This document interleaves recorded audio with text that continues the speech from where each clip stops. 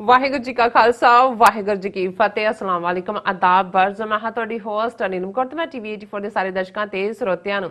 ਜੀ ਆਇਆਂ ਕਹਿੰਦੀ ਆ। ਪ੍ਰੋਗਰਾਮ ਸੱਚੋ ਸੱਚ ਵਿੱਚ ਜਿਹੜੇ ਇਸ ਪ੍ਰੋਗਰਾਮ ਨਾਲ ਦੇਸ਼ਾਂ ਵਿਦੇਸ਼ਾਂ ਤੋਂ ਜੁੜ ਚੁੱਕੇ ਨੇ ਖਾਲਸਾ ਅਫੇਅਰ ਸੈਂਟਰ ਦੇ ਸੰਚਾਲਕ ਡਾਕਟਰ ਅਮਰਜੀਤ ਸਿੰਘ ਜੀ ਸਟੂਡੀਓ ਵਿੱਚ ਮੇਰੇ ਨਾਲ ਸ਼ਾਮਲ ਨੇ। ਉਹਨਾਂ ਨਾਲ ਗੱਲਬਾਤ ਕਰਕੇ ਅੱਜ ਦੇ ਅਹਿਮ ਇਸ਼ੂਜ਼ ਉੱਪਰ ਉਹਨਾਂ ਤੋਂ ਉਹਨਾਂ ਦਾ ਤਬਸਰਾ ਜਾਣਦੇ ਹਾਂ। जी डॉक्टर साहब वाहिगुरू जी का खालसा वाहिगुरू जी की फतेह। हाँ जी नीलम कौर जी तुहानू भी ते दुनिया भर च बैठे साडे बहुत ही प्यारे सोहणे सियाणे सुनखे TV 84 ਦੇ ਦਰਸ਼ਕਾਂ ਨੂੰ ਵੀ ਵਾਹਿਗੁਰੂ ਜੀ ਕਾ ਖਾਲਸਾ ਵਾਹਿਗੁਰੂ ਜੀ ਕੀ ਫਤਿਹ ਤੇ ਸਾਡੇ ਮੁਸਲਮਾਨ ਭੈਣਾਂ ਭਰਾਵਾਂ ਨੂੰ अस्सलाम वालेकुम। जी डॉक्टर साहब जी आया ਨੂੰ ਪ੍ਰੋਗਰਾਮ ਸੱਚੋ ਸੱਚ ਵਿੱਚ ਬਹੁਤ ਸ਼ੁਕਰੀਆ ਜੀ। ਡਾਕਟਰ ਸਾਹਿਬ ਅੱਜ 16 ਨਵੰਬਰ 2020 3 ਮੱਘਰ ਨਾਨਕਸ਼ਾਹੀ ਸੰਮਤ 552 ਦਾ ਦਿਨ ਹੈ ਤੇ ਡਾਕਟਰ ਸਾਹਿਬ ਪ੍ਰੋਗਰਾਮ ਸ਼ੁਰੂ ਕਰਨ ਤੋਂ ਪਹਿਲਾਂ ਅਸੀਂ ਆਪਣੇ ਦਰਸ਼ਕਾਂ ਤੇ ਸਰੋਤਿਆਂ ਨੂੰ ਹਮੇਸ਼ਾ ਤਰ੍ਹਾਂ ਦੱਸਦੇ ਵਿਊਅਰਸ ਜੇ ਤੁਸੀਂ ਹੱਕ ਸੱਚ ਇਨਸਾਫ ਤੇ ਪੈਰਾ ਦਿੰਦਾ ਇੱਕੋ ਇੱਕ ਚੈਨਲ TV 84 ਨੂੰ ਦੇਖਣਾ ਚਾਹੁੰਦੇ ਹੋ ਤਾਂ ਤੁਸੀਂ ਦੇਖ ਸਕਦੇ spectrum cable RCN cable bell 5 cable in Canada roku ਜਾਦੂ ਬਾਕਸ ਸ਼ਾਵਾ Facebook TV 84 ਦੀ ਐਪ ਰਾਹੀਂ online streaming and IP box ਤੇ ਤੁਸੀਂ TV 84 ਨੂੰ ਦੇਖ ਸਕਦੇ ਹੋ। ਵਿਊਅਰਸ ਜੇ ਤੁਸੀਂ TV 84 ਨਾਲ ਜਾਂ ਪ੍ਰੋਗਰਾਮ ਸੱਚੋ ਸੱਚ ਨਾਲ Facebook ਰਾਹੀਂ ਜੁੜੇ ਤਾਂ ਇਸ ਨੂੰ ਵੱਧ ਤੋਂ ਵੱਧ ਲਾਈਕ ਕਰੋ ਤੇ ਸ਼ੇਅਰ ਕਰੋ ਅਤੇ ਨਾਲ ਹੀ YouTube ਤੇ ਸਬਸਕ੍ਰਾਈਬ ਵੀ ਕਰੋ। ਇਹ ਵੀ ਦੱਸ ਦਈਏ ਕਿ ਤੁਸੀਂ TV 84 ਦੀ ਐਪ ਨੂੰ ਐਂਡਰੋਇਡ ਐਂਡ ਐਪ ਸਟੋਰ ਤੇ ਡਾਊਨਲੋਡ ਕਰਕੇ ਜੋ TV 84 ਦੀ ਲਾਈਵ ਸਟ੍ਰੀਮ ਹੈ ਉਸ ਨੂੰ ਤੁਸੀਂ 24 ਆਵਰਸ ਦੇਖ ਸਕਦੇ ਹੋ। ਵਿਊਅਰਸ ਹੁਣ ਅਸੀਂ ਆਪਣੇ ਪ੍ਰੋਗਰਾਮ ਦੀ ਸ਼ੁਰੂਆਤ ਕਰਨ ਜਾ ਰਹੇ ਹਾਂ। ਵੀਕ ਦਾ ਪਹਿਲਾ ਪ੍ਰੋਗਰਾਮ ਕਰਨ ਜਾ ਰਹੇ ਹਾਂ। ਅੱਜ ਮੰਡੇ ਦਾ ਦਿਨ ਹੈ। ਆਸ ਕਰਦੇ ਹਾਂ ਕਿ ਜਿਹੜਾ ਤੁਹਾਡਾ ਵੀਕਐਂਡ ਹੈ ਬਹੁਤ ਹੀ ਵਧੀਆ ਗੁਜ਼ਰਿਆ ਹੋਏਗਾ। ਸੋ ਹੁਣ ਆਪਾਂ ਪ੍ਰੋਗਰਾਮ ਦੀ ਸ਼ੁਰੂਆਤ ਕਰਦੇ ਹਾਂ। ਪ੍ਰੋਗਰਾਮ ਦੇ ਸ਼ੁਰੂ ਵਿੱਚ ਅੱਜ 16 ਨਵੰਬਰ ਦਾ ਜੋ ਦਿਨ ਹੈ ਉਹ ਸ਼ਹੀਦ ਕਰਤਾਰ ਸਿੰਘ ਸਰਾਭਾ ਉਹਨਾਂ ਦਾ 95ਵਾਂ ਜਿਹੜਾ ਹੈ ਸ਼ਹੀਦੀ ਦਿਨ ਹੈ। ਸੋ 19 ਸਾਲ ਦੀ ਉਮਰ ਵਿੱਚ ਅੱਜ ਦੇ ਦਿਨ ਕਰਤਾਰ ਸਿੰਘ ਸਰਾਭੇ ਨੇ ਆਜ਼ਾਦੀ ਦੇ ਗੀਤ ਗਾਉਂਦਿਆਂ ਫਾਂਸੀ ਦਾ ਜਿਹੜਾ ਰੱਸਾ ਗਲ 'ਚ ਪਾਇਆ ਸੀ ਔਰ ਉਹਨਾਂ ਦੇ ਨਾਲ 7 ਹੋਰ ਸਿੰਘ ਵੀ ਫਾਂਸੀ ਤੇ ਚੜੇ ਸਨ। ਸੋ ਜੋ ਅੱਜ ਦਾ ਜੋ ਸਮੁੱਚਾ ਪ੍ਰੋਗਰਾਮ ਹੈ ਇਹਨਾਂ ਦੇ ਨਾਂ ਹੋਵੇਗਾ ਸਮਰਪਿਤ ਹੋਵੇਗਾ ਇਹਨਾਂ ਦੀ ਯਾਦ ਨੂੰ। ਸੋ ਨਾਲ ਹੀ ਆਪਾਂ ਜੋ ਅੱਜ ਦਾ ਪਹਿਲਾ ਅਹਿਮ ਇਸ਼ੂ ਹੈ ਉਸ ਬਾਰੇ ਗੱਲਬਾਤ ਕਰਾਂਗੇ ਕਿ ਕਿਸ ਤਰ੍ਹਾਂ ਸਿੱਖ ਕੌਮ ਲਈ ਬੜੇ ਫਖਰ ਤੇ ਮਾਣ ਵਾਲੀ ਗੱਲ ਹੈ ਕਿ ਨਿਊਯਾਰਕ ਸਟੇਟ ਅਸੈਂਬਲੀ ਨੇ 9ਵੇਂ ਪਾਤਸ਼ਾਹ ਗੁਰੂ ਤੇਗ ਬਹਾਦਰ ਸਾਹਿਬ ਜੀ ਨੂੰ ਇਨਸਾਨੀ ਹੱਕਾਂ ਦੇ ਰਾਖੇ ਹੋਣ ਨੂੰ ਮਾਨਤਾ ਦਿੰਦਿਆਂ ਸਾਈਟੇਸ਼ਨ ਜਿਹੜਾ ਹੈ ਜਾਰੀ ਕੀਤਾ ਹੈ। ਸੋ ਇਸ ਬਾਰੇ ਗੱਲਬਾਤ ਹੋਏਗੀ ਔਰ ਵੀਕਐਂਡ ਬਾਰੇ ਵੀ ਆਪਾਂ ਡਾਕਟਰ ਸਾਹਿਬ ਉਹਨਾਂ ਦੀ ਜ਼ੁਬਾਨੀ ਜਾਣਾਂਗੇ। ਸੋ ਅਸੀਂ ਚਾਹਾਂਗੇ ਕਿ ਤੁਸੀਂ ਸਟਾਰਟਿੰਗ ਤੋਂ ਲੈ ਕੇ ਐਂਡ ਤੱਕ ਸਾਡੇ ਨਾਲ ਇਸੇ ਤਰ੍ਹਾਂ ਹੀ ਬਣੇ ਰਹਿਣਾ। ਦੇਖਣ ਲਈ ਤੁਹਾਡਾ ਸਭ ਦਾ ਬਹੁਤ ਬਹੁਤ ਸ਼ੁਕਰੀਆ। ਜੀ ਡਾਕਟਰ ਸਾਹਿਬ ਕੀ ਕਹਿਣਾ ਚਾਹੋਗੇ? ਪਹਿਲਾਂ ਸਟਾਰਟਿੰਗ ਕਰਦੇ ਹਾਂ ਤੁਹਾਡੇ ਵੀਕਐਂਡ ਤੋਂ ਵੀਕਐਂਡ ਬਾਰੇ ਤੁਸੀਂ ਕੀ ਕਹਿਣਾ ਚਾਹੋਗੇ? ਦੇਖੋ ਵੈਸੇ ਤਾਂ ਸਾਲ ਦੇ 365 ਦਿਨਾਂ ਚੋਂ ਕੋਈ ਵੀ ਦਿਨ ਐਸਾ ਨਹੀਂ ਜਿਸ ਨੂੰ ਜੇ ਅਸੀਂ 550 ਸਾਲ ਦੇ ਸਿੱਖ ਇਤਿਹਾਸ ਦੇ ਨਾਲ ਜੋੜ ਕੇ ਦੇਖੀਏ ਤੇ ਕੋਈ ਨਾ ਕੋਈ ਅਹਿਮ ਵਾਕਿਆ ਜਾਂ ਅਹਿਮ ਦਿਨ ਉਸ 'ਚ ਨਾ ਹੁੰਦਾ ਹੋਵੇ। ਲੇਕਿਨ ਕੁਝ ਦਿਨ ਐਸੇ ਨੇ ਜਿਹੜੇ ਬੇਸ਼ੱਕ ਸਾਡੀ ਬੜੀ ਕਰੰਟ ਹਿਸਟਰੀ ਨਾਲ ਜੁੜੇ ਹੋਏ ਨੇ। 20ਵੀਂ ਸਦੀ ਦੀ ਗੱਲ ਕਰਦੇ ਹਾਂ ਜਦੋਂ ਅਸੀਂ ਦੇਖਦੇ ਹਾਂ ਕਿ ਕਿਵੇਂ ਬਾਹਰ ਬੈਠੇ ਖਾਲਸਾ ਜੀ ਨੇ ਖਾਸ ਤੌਰ ਤੇ ਨਾਰਥ ਅਮਰੀਕਾ 'ਚੋਂ ਜਿਹੜੀ ਗਦਰ ਲਹਿਰ ਜਦੋਂ ਅਜੇ ਗਾਂਧੀ ਅੰਗਰੇਜ਼ਾਂ ਦੀ ਸਰਵਿਸ ਦੇ ਵਿੱਚ ਸੀ ਸਾਊਥ ਅਫਰੀਕਾ ਦੇ ਵਿੱਚ ਉਹਨਾਂ ਦਾ ਸਾਰਜੈਂਟ ਮੇਜਰ ਬਣਿਆ ਹੋਇਆ ਸੀ। ਉਦੋਂ ਜਿਹੜੇ 8000 ਦੇ ਕਰੀਬ ਸਿੱਖ ਜਿਹੜੇ ਬ੍ਰਿਟਿਸ਼ ਕੋਲੰਬੀਆ ਕੈਲੀਫੋਰਨੀਆ 'ਚ ਆਏ ਉਹਨਾਂ 'ਚੋਂ ਲਗਭਗ 7000 ਸਿੱਖ ਵਾਪਸ ਮੁੜੇ ਕਿਉਂਕਿ ਉਹਨਾਂ ਦੇ ਅੰਦਰ ਇਹ ਤਾਂਘ ਇਹਨਾਂ ਆਜ਼ਾਦ ਮੁਲਕਾਂ 'ਚ ਆ ਕੇ ਹੋਰ ਵੀ ਜਿਹੜੀ ਹੈ ਵਧੇਰੇ ਪ੍ਰਚੰਡ ਹੋਈ ਕਿ ਅਸੀਂ ਗੁਲਾਮੀ ਦੇ ਸੰਗਲ ਕੱਟਣੇ ਨੇ। ਔਰ ਇਸ 'ਚ ਕੋਈ ਸ਼ੱਕ ਨਹੀਂ ਹੈ ਕਿ ਉਹ ਗਦਰ ਲਹਿਰ ਜਿਸ ਦੇ ਬਾਨੀਆਂ 'ਚੋਂ ਸੰਤ ਜਵਾਲਾ ਸਿੰਘ ਬਾਬਾ ਸੋਹਣ ਸਿੰਘ ਭਕਨਾ ਇਹਨਾਂ ਸਾਰਿਆਂ ਦੇ ਨਾਂ ਜਿਹੜੇ ਨੇ ਉਹ ਸੁਨਹਿਰੀ ਅੱਖਰਾਂ 'ਚ ਲਿਖੇ ਜਾਂਦੇ ਨੇ। ਪਰ ਇਸ ਸਾਰੀ ਲਹਿਰ ਦੀ ਇੱਕ ਰੂਹੇ ਰਵਾਂ 19 ਸਾਲਾਂ ਦਾ ਸਿੱਖ ਨੌਜਵਾਨ ਕਰਤਾਰ ਸਿੰਘ ਸਰਾਭਾ ਜਿਹੜਾ ਹੱਸਦੇ ਹੱਸਦੇ ਫਾਂਸੀ ਚੜ੍ਹਿਆ 19 ਸਾਲ ਦੀ ਉਮਰ 'ਚ। ਹਾਲਾਂ ਉਸ ਦਾ ਜਿਹੜਾ ਆਜ਼ਾਦੀ ਨੂੰ ਲੈਣ ਦਾ ਸਫ਼ਰ ਹੈ ਉਹ ਤਾਂ ਲਗਭਗ 14 ਸਾਲ ਦੀ ਉਮਰ ਸ਼ੁਰੂ ਹੋ ਜਾਂਦਾ ਹੈ ਔਰ ਅੱਜ ਦਾ ਦਿਨ ਇਸ ਦਿਨ ਨਾਲ ਵੀ ਜੁੜਿਆ ਹੋਇਆ ਹੈ ਕਿ ਇਹ ਸ਼ਹੀਦ ਕਰਤਾਰ ਸਿੰਘ ਸਰਾਭਾ ਨੂੰ ਅੱਜ ਦੇ ਦਿਨ ਲਾਹੌਰ ਦੇ ਵਿੱਚ ਫਾਂਸੀ ਦਿੱਤੀ ਗਈ ਸੀ ਔਰ ਉਹਨਾਂ ਦੇ ਨਾਲ 7 ਹੋਰ ਜਿਹੜੇ ਗਦਰ ਲਹਿਰ ਦਾ ਹਿੱਸਾ ਸਨ ਸਿੰਘ ਕਿਉਂਕਿ ਬਹੁਤ ਵਾਰ ਇਹ ਹੁੰਦਾ ਜਿਹੜਾ ਹੀਰੋ ਹੁੰਦਾ ਉਸ ਦੀ ਗੱਲ ਤਾਂ ਹੁੰਦੀ ਹੈ ਪਰ ਜਿਨ੍ਹਾਂ ਨੇ ਕਿਵੇਂ ਇਤਿਹਾਸ ਰਚਿਆ ਕਿਵੇਂ ਹੱਸਦਿਆਂ ਹੱਸਦਿਆਂ ਫਾਂਸੀ ਦੇ ਰੱਸਿਆਂ ਨੂੰ ਚੁੰਮਿਆ ਔਰ ਮੈਂ ਕਰਤਾਰ ਸਿੰਘ ਸਰਾਭਾ ਦੇ ਨਾਲ ਉਹਨਾਂ ਦੇ ਨਾਂ ਵੀ ਜਿਹੜਾ ਆਪਣੇ ਦਰਸ਼ਕਾਂ ਦੀ ਜਾਣਕਾਰੀ ਲਈ ਜ਼ਰੂਰ ਸਾਂਝੇ ਕਰਨਾ ਚਾਹੁੰਦਾ। ਬਿਲਕੁਲ। ਇਹਨਾਂ ਦੇ ਵਿੱਚ ਅੰਮ੍ਰਿਤਸਰ ਜ਼ਿਲ੍ਹੇ ਨਾਲ ਸੰਬੰਧਿਤ ਸ਼ਹੀਦ ਭਾਈ ਜਗਤ ਸਿੰਘ ਪਿੰਡ ਸੁਰ ਸਿੰਘ ਦੇ, ਸ਼ਹੀਦ ਭਾਈ ਬਖਸ਼ੀਸ਼ ਸਿੰਘ ਇਹਨਾਂ ਦਾ ਪਿੰਡ ਗਿਲਵਾਲੀ ਸੀ, ਸ਼ਹੀਦ ਭਾਈ ਸੁਰੈਣ ਸਿੰਘ ਇਹ ਛੋਟਾ ਪਿੰਡ ਗਿਲਵਾਲੀ, ਸ਼ਹੀਦ ਭਾਈ ਸੁਰੈਣ ਸਿੰਘ ਵੱਡਾ ਇਹ ਵੀ ਪਿੰਡ ਗਿਲਵਾਲੀ, ਸ਼ਹੀਦ ਭਾਈ ਹਰਨਾਮ ਸਿੰਘ ਪਿੰਡ ਭੱਟੀ ਗੁਰਾਇਆ ਇਹ ਸਿਆਲਕੋਟ ਦੇ ਵਿੱਚ ਹੈ ਜੀ, ਔਰ ਵਿਸ਼ਨੂੰ ਗਣੇਸ਼ ਪਿੰਗਲੇ ਯਰਵਦਾ ਮਹਾਰਾਸ਼ਟਰਾ ਤੋਂ ਸਨ। ਔਰ ਇਹ ਇੱਕ ਯੂਨੀਕ ਇਤਿਹਾਸ ਇਹਨਾਂ ਨੇ ਰਚਿਆ। ਔਰ ਇਸ ਗੱਲ ਦਾ ਧਿਆਨ ਰਹੇ ਕਿ ਇਹ ਉਹ ਪੀਰੀਅਡ ਸੀ ਕਿ ਜਿਹੜੀ ਇੰਡੀਅਨ ਨੈਸ਼ਨਲ ਕਾਂਗਰਸ ਜਿਸ ਦੀ ਨੀਂਹ ਸਰ ਹਿਊ ਰੋਜ਼ ਨੇ 1885-86 ਦੇ ਨੇੜੇ ਰੱਖੀ, ਉਹ ਵੀ ਅਜੇ ਕਾਂਗਰਸ ਡੋਮੀਨੀਅਨ ਸਟੇਟਸ ਮੰਗਦੀ ਸੀ ਭਾਰਤ ਦੇ ਲਈ ਕਿ ਜੀ ਭਾਰਤ ਨੂੰ ਅੰਗਰੇਜ਼ ਜਿਹੜਾ ਆਪਣੀ ਸਰਪ੍ਰਸਤੀ ਰੱਖਣ, ਸਾਨੂੰ ਇਨਰ ਆਟੋਨਮੀ ਦਿੱਤੀ ਜਾਏ। ਔਰ ਕਾਂਗਰਸ ਨੇ 1929 ਦੇ ਵਿੱਚ ਜਵਾਹਰ ਲਾਲ ਨਹਿਰੂ ਦੀ ਕਮਾਂਡ ਥੱਲੇ ਰਾਵੀ ਦੇ ਕੰਢੇ ਪੂਰਨ ਫਰੀडम ਦੀ ਗੱਲ ਕੀਤੀ। ਔਰ ਇਹ ਜਿਹੜੀ ਗਦਰ ਪਾਰਟੀ ਬਾਹਰ ਹੋਣ ਦੇ ਵਿੱਚ ਆਈ, ਇਹ ਸਿਰਫ ਕੱਲੀ ਅਮਰੀਕਾ ਕੈਨੇਡਾ ਤੱਕ ਨਹੀਂ ਸੀ। ਹੁਣ ਤਾਂ ਇਸ ਬਾਰੇ ਬਹੁਤ ਸਾਰੇ ਹਿਸਟੋਰੀਕਲ ਡਾਕੂਮੈਂਟ ਸਾਹਮਣੇ ਆਏ ਨੇ। ਲਗਭਗ 18 ਦੇਸ਼ਾਂ ਚੋਂ ਜਿਹੜੇ ਪੰਜਾਬੀ ਨੇ ਮੁੱਖ ਤੌਰ ਤੇ, ਔਰ ਉਹਨਾਂ 'ਚ ਵੀ ਮੁੱਖ ਤੌਰ ਤੇ ਸਿੱਖ, ਕੁਝ ਮੁਸਲਮਾਨ ਵੀਰ ਵੀ ਸਨ, ਉਹਨਾਂ ਨੇ ਕਿਵੇਂ ਗਦਰ ਮਚਾਣਾ ਜਾ ਕੇ, ਕਿਵੇਂ ਉਹ ਸਭ ਕੁਝ ਛੱਡ ਛਡਾ ਕੇ ਗਏ, ਇਹ ਸਾਡੇ ਅੱਜ ਦੀ ਡਿਸਕਸ਼ਨ ਦਾ ਵਿਸ਼ਾ ਨਹੀਂ ਹੈ ਕਿਉਂਕਿ ਇਹਦੇ ਤੇ ਹੁਣ ਕਾਫੀ ਕੁਝ ਕਈ ਡਾਕਟਰੇਟਸ ਹੋਈਆਂ ਨੇ। ਔਰ ਲੇਕਿਨ ਤੁਸੀਂ ਕਦੇ ਵੀ ਭਾਰਤੀ ਪਾਰਲੀਮੈਂਟ ਹੋਏ, ਭਾਰਤੀ ਸਿਸਟਮ ਹੋਏ, ਇਸ ਸਾਰੇ ਦੇ ਵਿੱਚ ਤੁਸੀਂ ਇਹਦਾ ਮੈਂਸ਼ਨ ਤੱਕ ਵੀ ਨਹੀਂ ਦੇਖੋਗੇ। ਹਾਲਾਂਕਿ ਇਹ ਵੱਖਰੀ ਗੱਲ ਹੈ ਜਦੋਂ ਅਸੀਂ ਅੱਜ ਖਾਲਿਸਤਾਨ ਦੇ ਪਰਸਪੈਕਟਿਵ ਤੋਂ ਗੱਲ ਕਰਦੇ ਹਾਂ ਤੇ ਬਹੁਤ ਵਾਰ ਸਾਡੇ ਕੁਝ ਵੀਰਾਂ ਨੂੰ ਇਹ ਵੀ ਲੱਗਦਾ ਹੈ ਕਿ ਭਾਈ ਉਦੋਂ ਵਾਲਿਆਂ ਨੇ ਕਿਉਂ ਨਹੀਂ ਸਮਝਿਆ ਇਹਨਾਂ ਦੀ ਨੀਅਤ ਨੂੰ। ਇਸ ਗੱਲ ਦਾ ਧਿਆਨ ਰਹੇ ਕਿ ਇਹ ਬੇਸ਼ੱਕ ਇਹ ਗਦਰ ਪਾਰਟੀ ਜਿਹੜੀ ਸ਼ੁਰੂਆਤੀ ਦੌਰ ਦੇ ਸਨ ਜਾਂ ਉਸ ਤੋਂ ਪਹਿਲਾਂ ਦੀ, ਜੇ ਜਦੋਂ ਅੰਗਰੇਜ਼ਾਂ ਨੇ ਪੰਜਾਬ ਨੂੰ ਹਥਿਆਇਆ 1849 ਦੇ ਵਿੱਚ ਆਪਣੀਆਂ ਚਾਲਾਂ ਦੇ ਨਾਲ, ਪਹਿਲੀ ਲਹਿਰ ਜਿਹੜੀ ਉੱਥੇ ਖੜੀ ਹੋਈ, ਜਿਨ੍ਹਾਂ ਨੇ ਪਹਿਲਾ ਨਾਰਾ ਦਿੱਤਾ ਸੀ ਕਿ ਭਾਈ ਨੂੰ ਫਰੰਗੀ ਨੂੰ ਕੱਢੋ, ਉਹ ਭਾਈ ਮਹਾਰਾਜ ਸਿੰਘ ਨੌਰੰਗਾਬਾਦੀ ਸਨ, ਜਿਨ੍ਹਾਂ ਨੇ ਯਤਨ ਕੀਤਾ ਲੇਕਿਨ ਇਵੈਂਚੁਅਲੀ ਉਹਨਾਂ ਦੀ ਗ੍ਰਿਫਤਾਰੀ ਹੋਈ। ਜਿਹੜਾ ਸ਼ਾਮ 84 ਤੋਂ ਹੁਸ਼ਿਆਰਪੁਰ ਜ਼ਿਲ੍ਹੇ 'ਚੋਂ ਉਹਨਾਂ ਨੂੰ ਸਿੰਗਾਪੁਰ ਭੇਜਿਆ ਗਿਆ, ਇੱਕ ਬੰਦ ਹਨੇਰੇ ਕਮਰੇ 'ਚ ਰੱਖਿਆ ਗਿਆ ਔਰ ਉਹਨਾਂ ਦੀ ਅੱਖਾਂ ਦੀ ਰੋਸ਼ਨੀ ਵੀ ਜਾਂਦੀ ਰਹੀ। ਔਰ ਲਗਭਗ 6-7 ਸਾਲ ਬਾਅਦ ਉਹਨਾਂ ਨੇ ਉੱਥੇ ਹੀ ਚੜ੍ਹਾਈ ਕੀਤੀ ਔਰ ਸਿੰਗਾਪੁਰ ਦਾ ਜਿਹੜਾ ਪੁਰਾਣਾ ਗੁਰਦੁਆਰਾ ਇਤਿਹਾਸਕ ਅੱਜ ਉਹਨਾਂ ਦੇ ਨਾਂ ਨੂੰ ਹੀ ਸਮਰਪਿਤ ਹੈ। ਸੋ ਇਹ ਪਹਿਲਾ ਜਿਹੜੀ ਆਵਾਜ਼ ਹੈ ਔਰ ਇਹ ਈਵਨ 1857 ਦਾ ਗਦਰ ਜਿਹੜਾ ਦੇਸੀ ਸਿਪਾਹੀਆਂ ਵੱਲੋਂ ਕੀਤਾ ਗਿਆ, ਜਿਸ ਨੂੰ ਬਹਾਦਰ ਸ਼ਾਹ ਜ਼ਫਰ ਨੂੰ ਉਹਨਾਂ ਨੇ ਜਾ ਕੇ ਦਿੱਲੀ 'ਚ ਬਾਦਸ਼ਾਹ ਐਲਾਨੇ, ਉਹ ਇੱਕ ਵੱਖਰੇ ਵਜੂਹਾਤ ਨੇ ਕਿ ਵੀ ਕਿਵੇਂ ਉਹਦੇ 'ਚ ਜਿਹੜੇ ਇਕੱਠੇ ਹੁੰਦੇ ਨੇ ਉਹਨਾਂ 'ਚੋਂ ਤਾਂਤਿਆ ਟੋਪੇ ਹੈ ਜਾਂ ਮੰਗਲ ਪਾਂਡੇ ਹੈ ਜਾਂ ਲక్ష్ਮੀ ਬਾਈ ਹੈ, ਵੀ ਉਹਨਾਂ ਦੀਆਂ ਆਪਣੀਆਂ ਕੀ ਗ੍ਰੀਵੈਂਸਿਸ ਸੀ। ਉਹਨੂੰ ਰਿਬੈਲੀਅਨ ਗਦਰ ਜਾਂ ਮਿਊਟਨੀ, ਸਿਪਾਹੀ ਮਿਊਟਨੀ ਦੇ ਕਰਕੇ ਜਾਣਿਆ ਜਾਂਦਾ ਹੈ। ਪਰ ਅੱਜ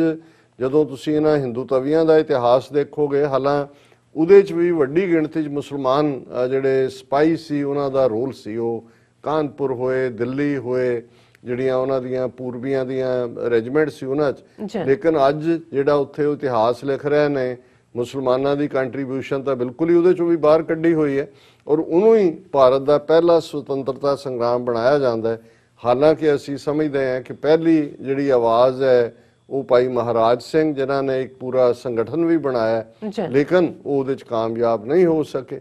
ਫਿਰ ਕੂਕਾ ਲਹਿਰ, ਜਿਨ੍ਹਾਂ ਨੂੰ ਬਾਬਾ ਰਾਮ ਸਿੰਘ, ਜਿਨ੍ਹਾਂ ਨੇ ਆਵਾਜ਼ ਦਿੱਤੀ ਕਿ ਰਹਿਣ ਨਾ ਦੇਵੋ ਹਿੰਦ 'ਚ ਰਾਜ ਫਰੰਗੀ ਦਾ। ਔਰ ਕੱਲਾ ਇਹੀ ਨਹੀਂ ਕਿ ਉਹਨਾਂ ਨੇ ਸਿਰਫ ਖੱਦਰ ਪਾਣ ਜਾਂ ਦੂਸਰੇ ਦੀ ਗੱਲ ਕੀਤੀ, ਗਾਂਧੀ ਜਿਹਨੂੰ ਇਹ ਕ੍ਰੈਡਿਟ ਦਿੱਤਾ ਜਾਂਦਾ ਹੈ ਕਿ ਜੀ ਉਹ ਓਰੀਜਿਨੇਟਰ ਹੈ ਆਈਡੀਆ ਆਫ ਨਾਨ ਕੋਆਪਰੇਸ਼ਨ ਦਾ, ਕਿ ਜੀ ਅੰਗਰੇਜ਼ਾਂ ਦਾ ਬਾਈਕਾਟ ਕਰੋ ਇਹਨਾਂ ਦਾ। ਇਹ ਵੀ ਜਿਹੜੀ ਕੂਕਾ ਲਹਿਰ ਜਿਹਨੂੰ ਪੋਪੂਲਰਲੀ ਹਿਸਟਰੀ 'ਚ ਜਾਣਿਆ ਜਾਂਦਾ ਹੈ, 1860ਵਿਆਂ ਦੇ ਵਿੱਚ ਅਸੀਂ ਦੇਖਦੇ ਉਹਨਾਂ ਨੇ ਨਾ ਸਿਰਫ ਅੰਗਰੇਜ਼ੀ ਮਿੱਲਾਂ ਦੇ ਬਣੇ ਕੱਪੜਿਆਂ ਨੂੰ ਜਿਹੜਾ ਉਹ ਰਿਜੈਕਟ ਕੀਤਾ, ਉਹਨਾਂ ਦਾ ਜਿਹੜਾ ਵਾਟਰ ਸਿਸਟਮ ਸੀ ਡਿਸਟ੍ਰੀਬਿਊਸ਼ਨ ਟੂਟੀਆਂ ਦਾ, ਉਹਨਾਂ ਨੂੰ ਵੀ ਕਿਹਾ ਵੀ ਨਹੀਂ, ਸਿਰਫ ਖੂਹਾਂ ਤੋਂ ਹੀ ਜਿਹੜਾ ਪਾਣੀ ਦਾ ਇਸਤੇਮਾਲ ਕਰਨਾ। ਔਰ ਈਵਨ ਉਹਨਾਂ ਦਾ ਪੋਸਟਲ ਸਿਸਟਮ, ਡਾਕ ਸਿਸਟਮ, ਉਹਨਾਂ ਨੇ ਆਪਣੇ ਸੂਬੇ ਮੁਕਰਰ ਕੀਤੇ ਜਿਹੜੇ ਮੇਲ ਡਿਸਟ੍ਰੀਬਿਊਟ ਕਰਦੇ ਸੀ। ਔਰ ਅੰਗਰੇਜ਼ਾਂ ਦੀਆਂ ਖੁਫੀਆ ਰਿਪੋਰਟਾਂ ਨੇ ਕਿ ਉਹਨਾਂ ਦਾ ਮੇਲ ਸਿਸਟਮ ਮੋਰ ਇਫੈਕਟਿਵ ਸੀ ਦੈਨ ਦਾ ਬ੍ਰਿਟਿਸ਼ ਪੋਸਟਲ ਸਿਸਟਮ। ਇਸੇ ਤਰ੍ਹਾਂ ਉਹਨਾਂ ਦੀਆਂ ਉਹ ਟ੍ਰੇਨਾਂ ਦੇ ਵਿੱਚ ਵੀ ਗੱਡੀਆਂ 'ਚ ਵੀ ਸਫ਼ਰ ਨਹੀਂ ਸੀ ਕਰਦੇ। ਔਰ ਇਹ ਫਿਰ ਇੱਕ ਵੱਖਰਾ ਚੈਪਟਰ ਹੈ ਕਿ ਕਿਵੇਂ ਕੂਕਿਆਂ ਨੂੰ ਬਰੂਟਲੀ ਤੋਪਾਂ ਦੇ ਸਾਹਮਣੇ ਬੰਨ੍ਹ ਕੇ ਉਡਾਇਆ ਗਿਆ ਔਰ ਉਹ ਸ਼ਬਦ ਪੜ੍ਹਦੇ, ਬਾਣੀ ਪੜ੍ਹਦੇ, ਜਕਾਰੇ ਗਜਾਉਂਦੇ ਜਿਹੜੇ ਨੇ ਉਹਨਾਂ ਨੇ ਸ਼ਹੀਦੀਆਂ ਪਾਈਆਂ। ਇਹ ਵੱਖਰੀ ਗੱਲ ਹੈ ਕਿ ਔਰ ਬਾਬਾ ਰਾਮ ਸਿੰਘ ਨੂੰ ਜਲਾਵਤਨ ਕਰਕੇ ਰੰਗੂਨ ਭੇਜਿਆ ਗਿਆ। ਉਸ ਵੇਲੇ ਅਜੇ ਕਾਲਾ ਪਾਣੀ ਨੂੰ ਜਿਹੜਾ ਨਹੀਂ ਸੀ ਇਹਨਾਂ ਨੇ ਹਥਿਆਇਆ ਹੋਇਆ ਉਦੋਂ, ਜਾਂ ਸਿੰਗਾਪੁਰ ਜਿਵੇਂ ਮੈਂ ਕਿਹਾ ਕਿ ਭਾਈ ਮਹਾਰਾਜ ਸਿੰਘ ਨੂੰ ਉੱਥੇ ਭੇਜਿਆ ਜਾਂਦਾ ਹੈ। ਔਰ ਬਾਬਾ ਰਾਮ ਸਿੰਘ ਉਹਨਾਂ ਨੂੰ ਰੰਗੂਨ ਜੇਲ੍ਹ 'ਚ, ਜਿਵੇਂ ਬਹਾਦਰ ਸ਼ਾਹ ਜ਼ਫਰ ਨੂੰ ਵੀ 1857 ਤੋਂ ਬਾਅਦ ਰੰਗੂਨ ਹੀ ਭੇਜਿਆ ਗਿਆ, ਜਦੋਂ ਉਹਨੇ ਜ਼ਫਰ ਨੇ ਜਦੋਂ ਇਹ ਕਿਹਾ ਕਿ ਵੀ 2 ਗਜ਼ ਜ਼ਮੀਨ ਵੀ ਨਾ ਮਿਲੀ ਕੂਏ ਯਾਰ में लगता नहीं है दिल मेरा उजड़े दयार में। ਸੋ ਇਹ ਰੰਗੂਨ ਦੀ ਗੱਲ ਹੈ। ਹੁਣ ਇੱਕ ਵੱਖਰੀ ਕਹਾਣੀ ਹੈ ਕਿ ਕਿਵੇਂ ਕੂਕਿਆਂ ਨੇ ਬਾਅਦ ਚ ਜਾਂ ਬ੍ਰਿਟਿਸ਼ ਏਜੰਸੀਆਂ ਨੇ ਵਿੱਚ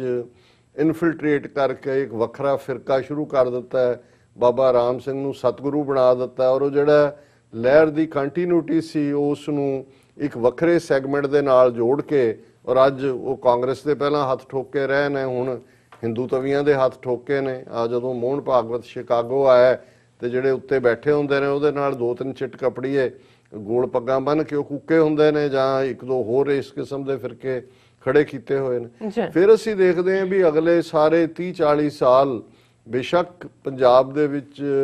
ਰਿਲੀਜੀਅਸ ਰਿਫਾਰਮ ਦੀ ਮੂਵਮੈਂਟ ਸਿੰਘ ਸਭਾ ਦੇ ਰੂਪ ਚ ਚੱਲਦੀ ਹੈ, ਜਿਨ੍ਹਾਂ ਦੇ ਵਿੱਚ ਭਾਈ ਦਿੱਤ ਸਿੰਘ, ਪ੍ਰੋਫੈਸਰ ਗੁਰਮੁਖ ਸਿੰਘ, ਜਾਂ ਪੋਲੀਟੀਕਲੀ ਇੱਕ ਅਟੈਂਪਟ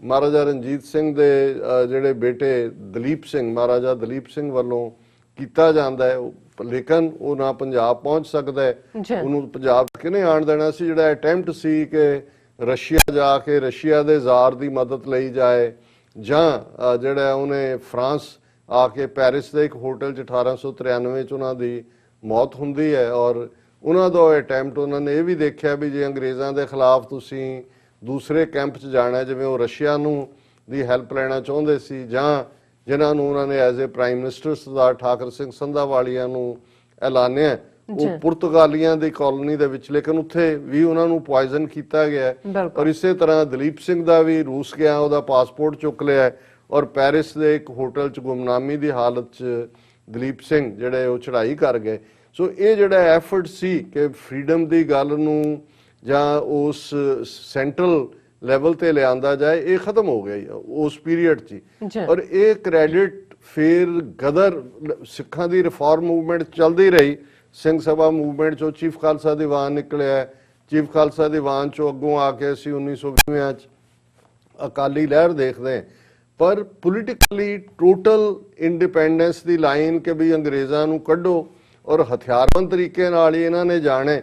ਇਹ ਗਦਰ ਪਾਰਟੀ ਨੂੰ ਕ੍ਰੈਡਿਟ ਜਾਂਦਾ ਹੈ ਕਿ ਵੀ ਉਹਨਾਂ ਨੇ ਇਸ ਬਾਰੇ ਇੱਕ ਬੜਾ ਸੰਜੀਦਾ ਐਫਰਟ ਕੀਤਾ। ਜਿਵੇਂ ਮੈਂ ਕਿਹਾ ਵੀ 8000 ਚੋਂ 7000 ਜਿਹੜੇ ਨੇ ਛੜਾ ਕੇ ਚਲੇ ਜਾਂਦੇ ਨੇ, ਪਰ ਜਿਵੇਂ ਹੁੰਦਾ ਏਜੰਸੀਆਂ ਦੇ ਬੰਦੇ ਵਿੱਚ ਵੜੇ ਹੁੰਦੇ ਨੇ ਜਿਹੜੀ, ਔਰ ਉੱਥੇ ਪਹੁੰਚ ਕੇ ਉਹਨਾਂ ਨੇ ਫੌਜੀ ਛਾਉਣੀਆਂ ਤੱਕ, ਫਿਰੋਜ਼ਪੁਰ ਦੀ ਛਾਉਣੀ, ਮੇਰਠ ਦੀ ਛਾਉਣੀ, ਲਾਹੌਰ ਦੀ, ਅੰਮ੍ਰਿਤਸਰ ਦੀ, ਸਾਰਾ। ਔਰ ਕਰਤਾਰ ਸਿੰਘ ਸਰਾਭਾ ਉਹ ਕਰੈਕਟਰ ਹੈ ਜਿਨ੍ਹਾਂ ਬਾਰੇ ਜਿੰਨਾ ਕੁਝ ਲਿਖਿਆ ਗਿਆ, ਔਰ ਪਿੱਛੇ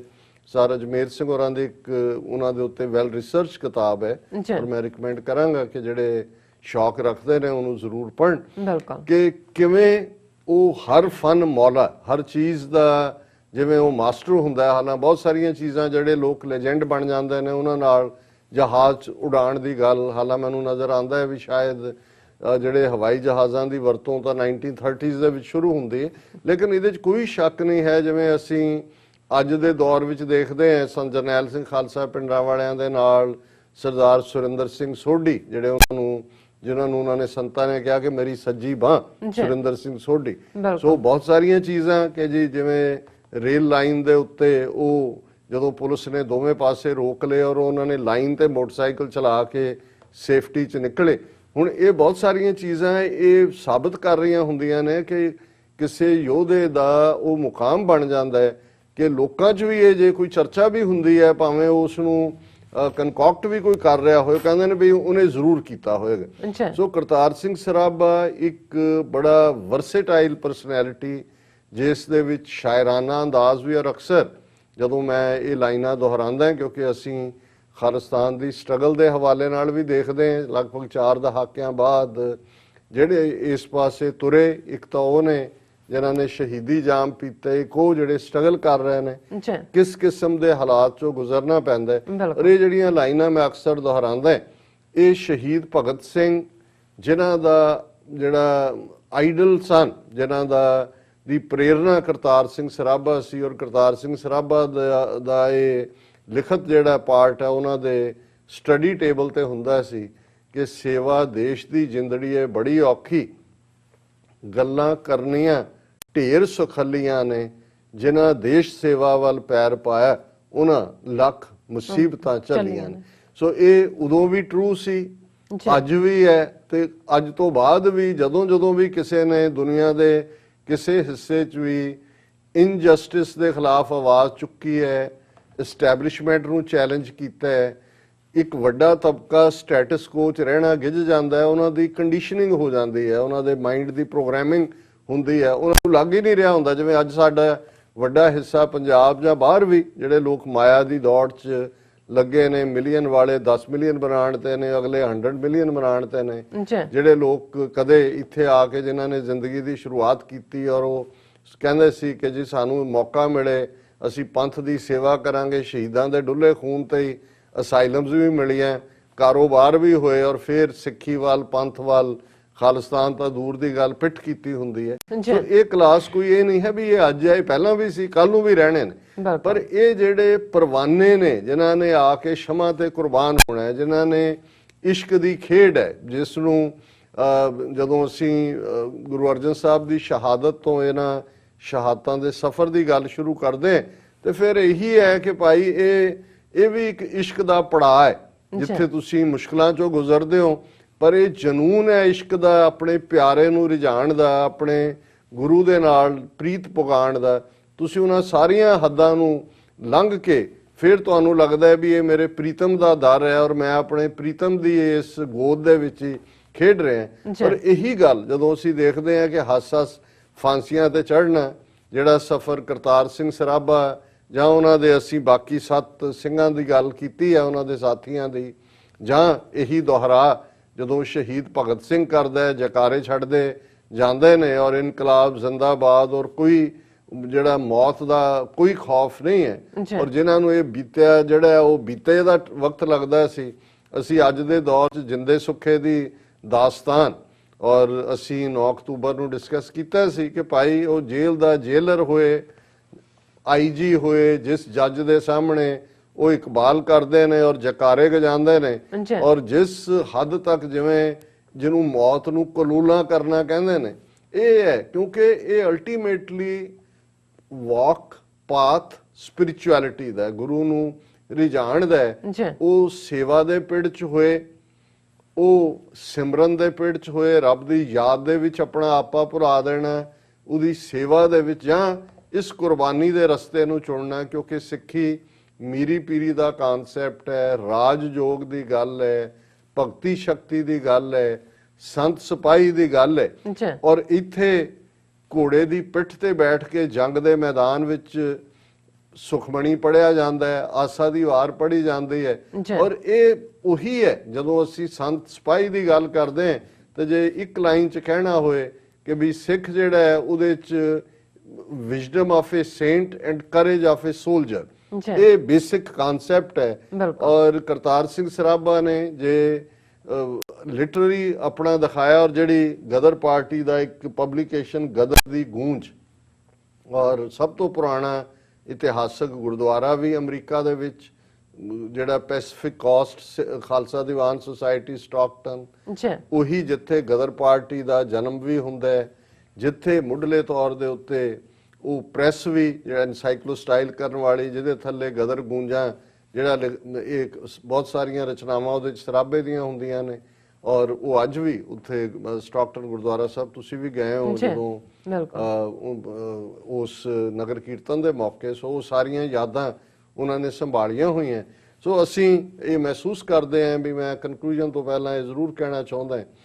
ਕਿ ਉਹਨਾਂ ਦਾ ਜਿਹੜੇ ਇਸ ਰਸਤੇ ਤੇ ਤੁਰੇ, ਅੰਗਰੇਜ਼ਾਂ ਨੂੰ ਕੱਢਣਾ ਹੀ ਕੱਢਣਾ ਸੀ, ਉਹਦੇ ਬਾਰੇ ਕੋਈ ਦੋ ਰਾਵਾਂ ਨਹੀਂ ਨੇ। ਉਹ ਰਿਜ਼ੋਲਵ ਭਾਈ ਮਹਾਰਾਜ ਸਿੰਘ ਦਾ ਹੋਏ, ਗਦਰੀ ਬਾਬਿਆਂ ਤੋਂ ਪਹਿਲਾਂ ਕੂਕਾ ਲਹਿਰ ਦਾ ਹੋਏ, ਜਾਂ ਉਸ ਤੋਂ ਬਾਅਦ ਸ਼ਹੀਦ ਭਗਤ ਸਿੰਘ ਜਾਂ ਆਜ਼ਾਦ ਹਿੰਦ ਫੌਜ ਜਾਂ ਅਕਾਲੀ ਲਹਿਰ, ਜਿਨ੍ਹਾਂ ਦੇ ਵਿੱਚੋਂ ਅੱਗੋਂ ਬੱਬਰ ਅਕਾਲੀ ਨਿਕਲਦੇ ਨੇ।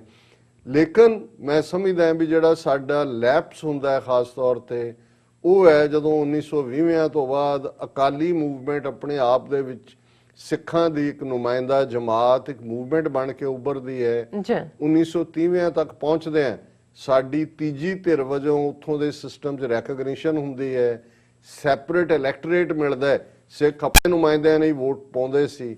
ਫਸਟ ਰਾਉਂਡ ਟੇਬਲ ਕਾਨਫਰੰਸ 1930 ਦੇ ਸ਼ੁਰੂ 'ਚ ਹੁੰਦੀ ਹੈ, ਹਿੰਦੂ ਤੇ ਮੁਸਲਮਾਨ ਨੁਮਾਇੰਦਿਆਂ ਦੇ ਨਾਲ ਸਿੱਖ ਨੁਮਾਇੰਦਿਆਂ ਨੂੰ ਸੱਦਿਆ ਜਾਂਦਾ ਹੈ। 1940 'ਚ ਜਦੋਂ ਅੰਗਰੇਜ਼ ਸੈਕੰਡ ਵਰਲਡ ਵਾਰ ਦੇ ਵਿੱਚ ਜਿਹੜੇ ਭਾਵੇਂ ਜੇਤੂ ਹੁੰਦੇ ਨੇ ਪਰ ਕੰਗਾਲ ਹੋ ਜਾਂਦੇ ਨੇ, ਔਰ 1945-46 ਦੇ ਵਿਚਾਲੇ ਫਿਰ ਜਿਹੜੀਆਂ ਰਾਉਂਡ ਟੇਬਲ ਕਾਨਫਰੰਸਿਸ ਹੁੰਦੀਆਂ ਨੇ, ਸਿੱਖਾਂ ਨੂੰ ਫਿਰ ਇੱਕ ਤੀਸਰੀ ਧਿਰ ਵਜੋਂ ਜਿਹੜਾ ਉਹ ਮਾਨਤਾ ਦਿੰਦੇ ਨੇ। ਸੋ ਜਿਹੜੀ ਸਾਡੀ ਫੇਲਿਅਰ ਹੋਈ ਹੈ ਉਹ ਉਸ ਪੀਰੀਅਡ ਦੇ ਵਿੱਚ ਖਾਸ ਤੌਰ ਤੇ ਹੋਈ ਹੈ। ਇਹ ਠੀਕ ਹੈ ਕਿ ਇਹ ਕਿਸੇ ਹੱਦ ਤੱਕ ਭਗਤ ਸਿੰਘ ਤੱਕ ਪਹੁੰਚਦੇ ਆ, ਇਹ ਜਿਹੜੀ ਇੱਕ ਗੁੰਮਰਾਹ ਕੁਨ ਜਿਵੇਂ ਅੱਜ ਉਹ ਭਾਰਤ ਮਾਤਾ ਤੇ ਫਲਾਣੇ ਢਿਮਕੇ ਨਾਲ ਜੋੜ ਦਿੱਤਾ ਹੈ, ਉਹਨੂੰ ਡਾਈਵਰਟ ਕੀਤਾ। ਉਹਦੇ 'ਚ ਥੋੜਾ ਬਹੁਤ ਕਾਰਨ ਭਗਤ ਸਿੰਘ ਦੀ ਆਰੀਆ ਸਮਾਜੀ ਬੈਕਗ੍ਰਾਉਂਡ ਵੀ ਸੀ ਫੈਮਿਲੀ ਦੀ। ਲੇਕਿਨ ਜੇ ਸਰ ਕਪੂਰ ਸਿੰਘ ਜਿਨ੍ਹਾਂ ਨੇ ਅੰਦਰਲੇ ਉਹ ਰੈਕਡ ਦੇਖੇ ਹੋਏ ਨੇ ਕਿ ਭਾਈ ਇਹ ਜਦੋਂ ਗਦਰੀ ਬਾਬੇ ਜਿਨ੍ਹਾਂ ਨੂੰ ਅਸੀਂ ਸਤਿਕਾਰ ਨਾਲ ਕਹਿੰਦੇ ਹਾਂ, ਭਾਵੇਂ ਉਹਨਾਂ 'ਚ 19 ਸਾਲਾ ਯੰਗ ਮੈਨ ਕਰਤਾਰ ਸਿੰਘ ਸਰਾਭਾ ਵੀ ਹੈ, ਕਿ ਇਹ ਜਦੋਂ ਉਹਨਾਂ ਨੇ ਕਿਹਾ ਵੀ ਤਖਤੇ ਵੱਲ ਗਏ ਤੇ ਰਾਜ ਕਰੇਗਾ ਖਾਲਸਾ, ਬੋਲੇ ਸੋ ਨਿਹਾਲ ਦੇ ਜਕਾਰੇ ਉਹਨਾਂ ਦੇ ਜੇਲ੍ਹ ਦੇ ਰਿਕਾਰਡ 'ਚ ਨੇ। ਬਾਅਦ 'ਚ ਉਹਨਾਂ ਨੂੰ ਭਾਵੇਂ ਜਿਸ ਮਰਜ਼ੀ ਰੂਪ 'ਚ ਉਹਨੂੰ ਬਣਾਉਣਾ ਚਾਹਣ, ਜਾਂ ਕਮਿਊਨਿਸਟਾਂ ਨੇ ਕਿਵੇਂ ਜਿਹੜਾ ਗਦਰ ਮੂਵਮੈਂਟ ਨੂੰ ਵੀ ਹਾਈਜੈਕ ਕਰਨ ਦੀ ਕੋਸ਼ਿਸ਼ ਕੀਤੀ। ਉਹਨਾਂ 'ਚੋਂ ਬਹੁਤ ਸਾਰੇ ਅੰਮ੍ਰਿਤਧਾਰੀ ਔਰ ਜਿਹੜਾ ਉਹਨਾਂ ਦਾ ਪੂਰਾ ਸਿੱਖੀ ਤੇ ਵਿਸ਼ਵਾਸ ਔਰ ਸਿੱਖੀ ਉਹਨਾਂ ਦੀ ਮੋਟੀਵੇਸ਼ਨ ਸੀ, ਇੰਸਪੀਰੇਸ਼ਨ ਸੀ, ਜਿਸ ਚੋਂ ਅੱਗੇ ਤੁਰੇ। ਸੋ ਅੱਜ ਜਿੱਥੇ ਅਸੀਂ ਸ਼ਹੀਦ ਕਰਤਾਰ ਸਿੰਘ ਸਰਾਭਾ ਔਰ ਇਹਨਾਂ ਸ਼ਹੀਦ ਸਿੰਘਾਂ ਨੂੰ ਯਾਦ ਕਰ ਰਹੇ ਹਾਂ, ਉੱਥੇ ਇਸ ਗੱਲ ਦਾ ਵੀ ਧਿਆਨ ਰਹੇ ਕਿ ਉਹ ਆਜ਼ਾਦੀ ਦਾ ਮਤਲਬ ਜੋ 47 ਦੇ ਵਿੱਚ ਆਈ,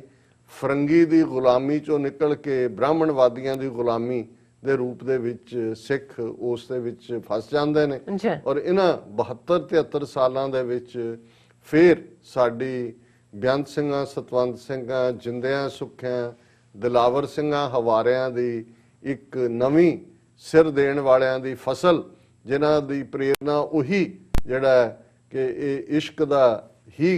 ਜਿਹੜਾ ਉਹ ਪਾਥ ਹੈ, ਉਸ ਦਾ ਹੀ ਪਿੰਡ ਹੈ, ਉਸ ਤੋਂ ਹੀ ਤੁਰਨਾ ਹੈ। ਸੋ ਅਸੀਂ ਇਸ ਜਦੋਂ ਕਿ ਇਹਨਾਂ ਸਾਰੇ ਬਹਾਦਰ ਯੋਧਿਆਂ ਨੂੰ ਯਾਦ ਕਰ ਰਹੇ ਹਾਂ, ਉੱਥੇ ਸਾਡੇ ਲਈ ਇਹ ਯਾਦ ਦਹਾਨੀ ਵੀ ਹੈ ਕਿ ਅਸੀਂ ਜਿਵੇਂ ਸੰਤ ਜਰਨੈਲ ਸਿੰਘ ਖਾਲਸਾ ਪਿੰਡਾਂ ਵਾਲੇ ਕਹਿੰਦੇ ਸਨ ਕਿ ਸ਼ਹੀਦਾਂ ਦੇ ਖੂਨ ਦਾ ਹੱਕ ਲੈਣਾ। ਔਰ ਅੱਜ ਜਦੋਂ ਅਸੀਂ ਇੰਨੀਆਂ ਕੁਰਬਾਨੀਆਂ ਹੁਣ ਇਸ ਦੌਰ 'ਚ ਕੀਤੀਆਂ ਨੇ, ਦਰਿਆਏ ਜਮਨਾ ਤੋਂ ਵਾਘਾ ਤੱਕ, ਇੰਡੀਪੈਂਡੈਂਟ ਸੋਵਰਨ ਨੇਸ਼ਨ ਖਾਲਿਸਤਾਨ, ਇਹੀ ਸਾਡਾ ਜਿਹੜਾ ਹੈ ਅਲਟੀਮੇਟ ਸੋਲੂਸ਼ਨ ਹੈ ਸਿੱਖਾਂ ਦੇ ਮਸਲਿਆਂ ਦਾ। ਔਰ ਜਿਵੇਂ ਤੁਸੀਂ ਮੈਂਸ਼ਨ ਕੀਤਾ ਕਿ ਸਾਡੇ ਲਈ ਇੱਕ ਫਖਰ ਵਾਲੀ ਗੱਲ ਹੈ ਸਮੁੱਚੀ ਸਿੱਖ ਕੌਮ ਲਈ ਕਿ ਬੀਤੇ ਸੈਚਰਡੇ ਜਦੋਂ ਕਿ ਬੇਸ਼ੱਕ ਇੱਕ ਪਾਸੇ ਬੰਦੀ ਛੋੜ ਦਿਵਸ ਮਨਾਇਆ ਜਾ ਰਿਹਾ ਸੀ ਕੁਝ ਥਾਵਾਂ ਦੇ ਉੱਤੇ, ਤਾਂ ਉਹਨੂੰ ਕਾਲੀ ਦੀਵਾਲੀ ਦੇ ਤੌਰ ਤੇ ਪੰਜਾਬ 'ਚ ਕਿਸਾਨਾਂ ਨੇ ਬਿਲਕੁਲ ਠੀਕ ਪਿੰਡਾਂ ਦੇ ਵਿੱਚ, ਔਰ ਦੂਸਰਾ ਜਿਹੜਾ ਉਸ ਨੂੰ ਬਿਲਕੁਲ ਬਲੈਕ ਡੇ ਦੇ ਤੌਰ ਤੇ ਮਨਾਇਆ, ਕਿਉਂਕਿ ਇਹ ਬੇਸਿਕਲੀ ਜਿਹੜੀ ਹੁਣ ਸਾਡੀ ਹੋਂਦ ਈਵਨ ਜਿਹੜਾ ਜਿਹਨਾਂ ਨੂੰ ਅੰਨਦਾਤਾ ਇੱਕ ਪਾਸੇ ਲੋਕ ਕਹਿ ਕੇ ਐਕਸਪਲੋਇਟ ਕਰਦੇ ਰਹੇ ਨੇ ਔਰ ਹੁਣ ਜ਼ਮੀਨਾਂ ਖੋਹਣ ਤੱਕ ਆ ਗਏ ਨੇ। ਲੇਕਿਨ ਇਸ 'ਚ ਵੀ ਕੋਈ ਸ਼ੱਕ ਨਹੀਂ ਹੈ ਕਿ ਵੱਡੇ ਤਬਕੇ ਨੂੰ ਅਜੇ ਆਪੋ ਆਪਣੇ ਘਰਾਂ ਦੇ ਵਿੱਚ ਦੀਵੇ ਜਗਾਣੇ ਜਾਂ ਪਟਾਕਿਆਂ ਨਾਲ, ਜਿਵੇਂ ਕੈਨੇਡਾ ਦੇ ਹਵਾਲੇ ਨਾਲ ਹੀ ਅੱਜ ਟੋਰਾਂਟੋ ਤੋਂ ਇੱਕ ਵੀਰ ਨਾਲ ਗੱਲ ਹੋ ਰਹੀ ਸੀ, ਉਹ ਮੈਨੂੰ ਕਹਿਣ ਲੱਗਿਆ ਜੀ ਕਿ ਵੀ ਇਹ ਅਸੀਂ ਇੱਥੇ ਆ ਕੇ ਵੀ ਉਹੀ ਕੁਝ ਸ਼ੁਰੂ ਕੀਤਾ ਹੋਇਆ ਹੈ ਔਰ ਬਾਕੀ ਜਿਹੜੀ ਕਮਿਊਨਿਟੀਜ਼ ਨੇ ਉਹਨਾਂ 'ਚ ਦਾ ਮਾੜਾ ਪ੍ਰਭਾਵ ਜਾਂਦਾ ਹੈ ਕਿ ਭਾਈ ਪਟਾਕੇ ਵੀ ਨੇ ਤੇ ਦੂਸਰਾ ਵੀ ਹੈ ਔਰ ਬਿਨਾਂ ਜਿਹੜਾ ਪ੍ਰੀਕਾਸ਼ਨ ਲਿਆ ਇਕੱਠ ਵੀ ਹੋ ਰਹੇ ਨੇ। ਸੋ ਚਲੋ ਇਹ ਤਾਂ ਮੈਂ ਵਿਸ਼ੇ ਵੱਲ ਹੁਣ ਨਹੀਂ ਆਉਂਦਾ, ਪਰ ਜਿਹੜੀ ਫਖਰ ਵਾਲੀ ਗੱਲ ਸੀ ਕਿ ਨਿਊਯਾਰਕ ਸਟੇਟ ਅਸੈਂਬਲੀ ਵੱਲੋਂ ਜਿਹੜੇ ਉਹਨਾਂ ਦੀ ਅਸੈਂਬਲੀ ਵੂਮਨ ਜਿਨ੍ਹਾਂ ਨੇ ਕੋਵਿਡ-19 ਦੇ ਦੌਰਾਨ ਜਿਵੇਂ ਸਿੱਖਾਂ ਨੇ ਸਰਵ ਕੀਤਾ ਨਿਊਯਾਰਕ 'ਚ ਵੀ ਖਾਸ ਤੌਰ ਤੇ, ਭਾਈ ਹਿੰਮਤ ਸਿੰਘ ਜਿਹੜੇ ਵਰਲਡ ਸਿੱਖ ਪਾਰਲੀਮੈਂਟ ਦੇ ਕੋਆਰਡੀਨੇਟਰ ਨੇ, ਈਸਟ ਕੋਸਟ ਸਿੱਖ ਕੋਆਰਡੀਨੇਸ਼ਨ ਕਮੇਟੀ ਨਾਲ ਵੀ ਜੁੜੇ ਹੋਏ ਨੇ, ਉਹਨਾਂ ਨੇ ਇਸ ਸੰਬੰਧੀ ਖਾਸ ਐਫਰਟ ਕੀਤਾ। ਔਰ ਨਤੀਜੇ ਦੇ ਤੌਰ ਤੇ ਜਿਹਨੂੰ ਕਹਿੰਦੇ ਨੇ ਕਿ ਭਾਈ ਔਰ ਦੋ ਤਿੰਨ ਚੀਜ਼ਾਂ ਹਮੇਸ਼ਾ ਸਿਆਣੇ ਕਹਿੰਦੇ ਨੇ ਜੀ ਕਿ ਉਹਨੂੰ ਕਦੇ ਨਾ ਭੁੱਲੋ ਜਿਹੜਾ ਮੁਸੀਬਤ ਵੇਲੇ ਤੁਹਾਡੇ ਨਾਲ ਖਲੋਤਾ ਹੈ। ਬਿਲਕੁਲ। ਔਰ ਜ਼ਾਹਰ ਹੈ ਕਿ ਉਸ ਦਾ ਪ੍ਰਗਟਾਵਾ ਇਸ ਅਸੈਂਬਲੀ ਵੂਮਨ ਬੀਬੀ ਨੇ ਕੀਤਾ ਔਰ ਉਹਨਾਂ ਨੇ ਇੱਕ ਸਾਈਟੇਸ਼ਨ ਜਿਹੜੀ ਕਿ ਗੁਰੂ ਤੇਗ ਬਹਾਦਰ ਸਾਹਿਬ ਦਾ, ਕਿਉਂਕਿ 400 ਸਾਲਾ ਪ੍ਰਕਾਸ਼ ਪੁਰਬ ਵੀ 2021 ਚ ਆ ਰਿਹਾ 18 ਅਪ੍ਰੈਲ ਨੂੰ, ਜੀ ਉਸ ਨੂੰ ਵੀ ਸਮਰਪਿਤ ਸੀ ਇਹ ਦਿਨ। ਔਰ ਖਾਸ ਤੌਰ ਤੇ ਉਹਨਾਂ ਨੇ ਕੋਵਿਡ-19 ਨਾਲ ਰਿਲੇਟਡ ਸਿੱਖ ਕੌਮ ਦੀਆਂ ਸਰਵਿਸਿਜ਼ ਨੂੰ ਵੀ ਰੈਕਗਨਾਈਜ਼ ਕੀਤਾ ਨਾਈਸ। ਔਰ ਗੁਰੂ ਤੇਗ ਬਹਾਦਰ ਸਾਹਿਬ ਨੂੰ ਜਿਹੜੇ ਹਿਊਮਨ ਰਾਈਟਸ ਮਨੁੱਖੀ ਹੱਕਾਂ ਦੇ ਰਾਖੇ ਦੇ ਤੌਰ ਤੇ ਇਹ ਜਿਹੜੀ ਉਸ ਸਾਈਟੇਸ਼ਨ ਦਾ ਹਿੱਸਾ ਹੈ। ਹਾਲਾਂਕਿ ਅੱਜ ਕੱਲ ਸਟੇਟ ਅਸੈਂਬਲੀ ਬੰਦ ਹੈ ਔਰ ਕੋਵਿਡ-19 ਕਰਕੇ ਕੋਈ ਪ੍ਰੋਪਰ ਜਿਹੜਾ ਸਾਰਿਆਂ ਵੱਲੋਂ ਹੁੰਦਾ ਅਸੈਂਬਲੀ ਵੱਲੋਂ ਯੂਨੈਨਿਮਸ ਰੈਜ਼ੋਲੂਸ਼ਨ ਜਦੋਂ ਹੀ ਖੁੱਲੇਗਾ ਉਸ ਪਾਸੇ ਗੱਲ ਤੁਰੇਗੀ। ਲੇਕਿਨ ਇਹ ਇੱਕ ਬਹੁਤ ਵੱਡਾ ਜੈਸਚਰ ਸੀ ਔਰ ਖੁਦ ਜਿਹੜੇ ਉਹ ਔਰ ਬਾਕੀ ਵੀ ਜਿਹੜੇ ਆਫੀਸ਼ੀਅਲਸ ਨੇ ਜਿਹੜੇ ਇਸ ਮੌਕੇ ਦੇ ਉੱਤੇ ਆਏ, ਉਹਨਾਂ ਦੇ ਵਿੱਚ ਜਿਹੜੇ ਸਿਟੀ ਆਫੀਸ਼ੀਅਲਸ ਕੈਟਾਲੀਨਾ ਕਰੂਜ਼ ਜਿਹੜੇ ਨੇ ਔਰ ਜੈਸਿਕਾ ਗੋਂਜ਼ਾਲਸ, ਜ਼ੋਰਾਨ ਕਵਾਮੇ ਮੁਮਦਾਨੀ, ਡੋਨੋਵਨ ਰਿਚਰਡਸ ਔਰ ਇਹ ਸਾਰੇ ਜਿਹੜੇ ਨੇ ਫਲਸ਼ਿੰਗ 222 ਜਿਹਨੂੰ ਗੁਰਦੁਆਰਾ ਸਾਹਿਬ ਕਿਹਾ ਜਾਂਦਾ ਉਹਦੇ ਬਾਹਰ ਅਹਾਤੇ ਦੇ ਵਿੱਚ ਚੇਅਰਸ ਉਹੀ ਸੋਸ਼ਲ ਡਿਸਟੈਂਸਿੰਗ ਰੱਖ ਕੇ ਇਸ ਪ੍ਰੋਗਰਾਮ ਨੂੰ ਕੀਤਾ ਗਿਆ। ਵਰਲਡ ਸਿੱਖ ਪਾਰਲੀਮੈਂਟ ਵੱਲੋਂ ਸੀ ਇਹ ਔਰ ਇਹਦੇ ਵਿੱਚ ਖਾਸ ਤੌਰ ਤੇ ਕੈਲੀਫੋਰਨੀਆ ਤੋਂ ਸਾਡੇ ਵੀਰ ਸਰ ਹਰਪ੍ਰੀਤ ਸਿੰਘ ਸੰਧੂ ਸ਼ਮੂਲੀਅਤ ਲਈ ਆਏ ਔਰ ਉਹਨਾਂ ਦਾ ਬਹੁਤ ਵੱਡਾ ਰੋਲ ਹੈ ਕਿਉਂਕਿ ਇਸ ਵੇਲੇ ਜਿਹੜੀ ਯੂਐਸ ਕਾਂਗਰਸ ਦੇ ਵਿੱਚ ਯੂਐਸ ਕਾਂਗਰੈਸ਼ਨਲ ਸਿੱਖ ਕਾਕਸ ਹੈ ਉਹ ਲਗਭਗ 5 ਸਾਲ ਪਹਿਲਾਂ ਹੋਣ ਚਾਹੁੰਦੀ ਹੈ। ਇਸ ਵੇਲੇ 50 ਤੋਂ ਜ਼ਿਆਦਾ ਬਾਈ ਪਾਰਟੀਸਨ ਦੋਨੋਂ ਪਾਰਟੀਆਂ ਦੇ ਮੈਂਬਰ ਇਹਦੇ ਚ ਨੇ ਪਰ ਇਹ ਬਹੁਤ ਵੱਡੀ ਅਚੀਵਮੈਂਟ ਹੈ ਕਿਉਂਕਿ ਅਮਰੀਕਾ ਦੇ ਵਿੱਚ ਸਾਡੀ ਬੇਸ਼ੱਕ ਅਸੀਂ ਉਨੇ ਸਾਡੀ ਆਬਾਦੀ ਹੈ ਅਮਰੀਕਾ ਜਿੰਨੀ ਕਿ ਕੈਨੇਡਾ ਚ ਹੈ, ਮਿਲੀਅਨ ਦੇ ਨੇੜੇ ਤੇੜੇ, ਲੇਕਿਨ ਕੈਨੇਡਾ ਚ ਅਸੀਂ 17 MP ਬਣਾ ਸਕਦੇ ਹਾਂ, ਸਿਟੀਜ਼ ਦੇ ਮੇਅਰ ਤਾਂ ਆਮ ਵਰਗੀ ਗੱਲ ਹੈ। ਪਰ ਅਮਰੀਕਾ ਕਿਉਂਕਿ ਇੱਕ ਤਾਂ ਵੱਡਾ ਮੁਲਕ 3000 ਮੀਲ ਚ ਸਕੈਟਰਡ ਹੈ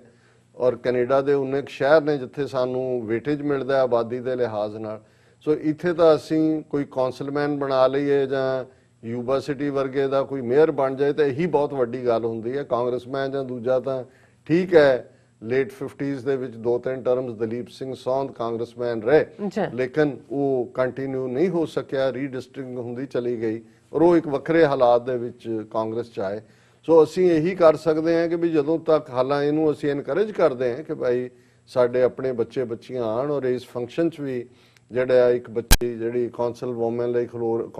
ਲਈ ਖਲੋ ਰਹੀ ਹੈ ਉਹਨੇ ਵੀ ਪਾਰਟਿਸਿਪੇਟ ਕੀਤਾ। ਲੇਕਿਨ ਸਾਨੂੰ ਇਸ ਵੇਲੇ ਐਗਜ਼ਿਸਟਿੰਗ ਸਿਸਟਮ ਚੋਂ ਜਦੋਂ ਕਿ ਇੰਡੀਅਨਸ ਦੀ ਲੌਬੀ ਜਿਹੜੀ ਕਿ ਸੌਫਟ ਮਨੀ ਔਰ ਹਰ ਕਿਸਮ ਦਾ ਸਰਕਾਰੀ ਦਬਾਅ ਇਨਫਲੂਐਂਸ ਯੂਜ਼ ਕਰਦੇ ਨੇ ਉਹਨਾਂ ਨੂੰ ਕਾਊਂਟਰ ਕਰਨ ਦੇ ਲਈ ਸਾਡੇ ਕੋਲ ਇਹੀ ਹੈ ਕਿ ਭਾਈ ਅਸੀਂ